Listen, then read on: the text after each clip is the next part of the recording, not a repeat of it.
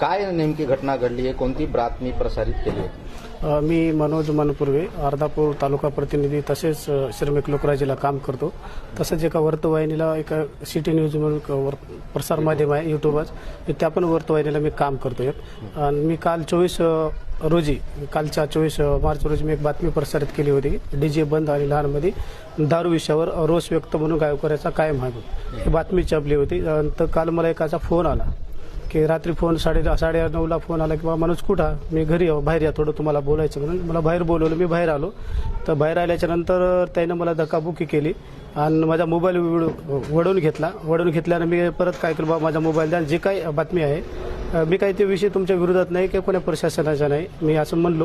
तर त्याने माझ्या पाठीशी पळाले, मी हाताला धरले, मी पळून गेलो. गावातल्या गलीमध्ये गेलो, गलीमधून त्यानं मला गलीतून उचलून आणलं, परत गाडीवर बसवलं आणि आरडाओरडा केला. माझ्या घरचे कुटुंब आले, गावकरी आले.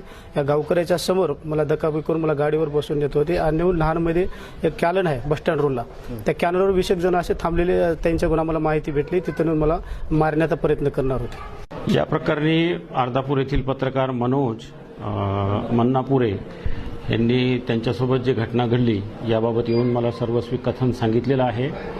याबाबत आम्ही BNS आणि इतर जे कायदे आहेत त्यानुसार जास्तीत जास्त कडक आणि गंभीर स्वरूपाचे गुन्हे दाखल करणार. आरोपी आमच्या ताब्यात आहेत आणि कायदेशीर कारवाईची प्रक्रिया सुरू आहे.